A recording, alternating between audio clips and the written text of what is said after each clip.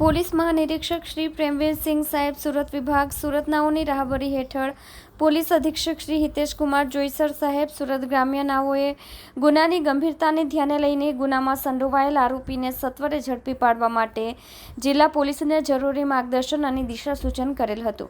જે અનુસંધાને બીકે વનાર વિભાગીય પોલીસ અધિકારી શ્રી સુરત વિભાગ સુરત નાઓના સુપરવિઝન અને માર્ગદર્શન હેઠળ એડી Sambad police sub inspector Umarpada police station નાઓએ ઉમરપાડા પોલીસના માણસોની અલગ અલગ ટીમો બનાવી ગુનામાં સંડોવાયેલા આરોપીને ઝડપી પાડવા કાર્યવાહી હાથ ધરી હતી।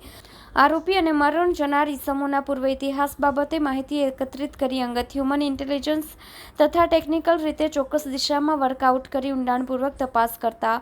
ચોક્કસ હકીકત મળી હતી કે ઉમરપાડા ખાતેના ડબલ મર્ડરના ગુનામાં મખદુમ નગર વ્યારા ખાતે રહેતો સલમાન ગફ્ફાર ફાકર નાઓ સંડોવાયેલ છે અને હાલમાં તે વ્યારા ખાતે પોતાના ઘરે હાજર છે। એવી હકીકતના આધારે તાપી જિલ્લા પોલીસની મદદ મેળવી સલમાન ગફ્ફાર ફાકરનાએ તેના ઘરેથી પકડી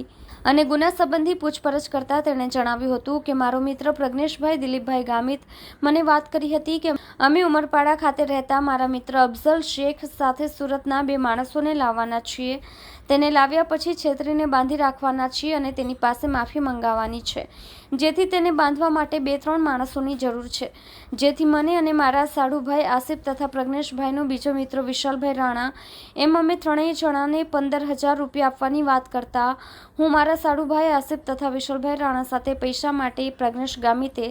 સોંપેલ કામ કરવા તૈયાર થઈ ગયો હતો। પ્રજ્ઞેશભાઈએ ભાડેથી કરેલ મારુતિ અટ્રિગા 4-વ્હીલર ગાડીમાં ઉમરપાડા ખાતે આવ્યા હતા। ત્યારબાદ પ્રજ્ઞેશભાઈનો ઉમરપાડા ખાતે રહેતો મિત્ર અફઝલ હાજીભાઈ શેખ સાથે મળીને સુરતથી લાવેલ બંને ઇસમો બિલાલ ચાંદી અને અઝરુદ્દીન ઉર્ફે અજ્જુ શેખ સાથે હાથપગ દોરી વડે બાંધી દીધા હતા। તે વખતે અફઝલે અમોને વાત કરી હતી કે આ બંને ઇસમોને મારા ઘર સુધી મૂકી જવામાં મારી મદદ કરો, પછી અમે તેમને મારી નાખીશું। આ માટે અફઝલે અમને ડબલ પૈસા આપવાની વાત કરી હતી। આ બાબતે તમારે કંઈ નહીં આવે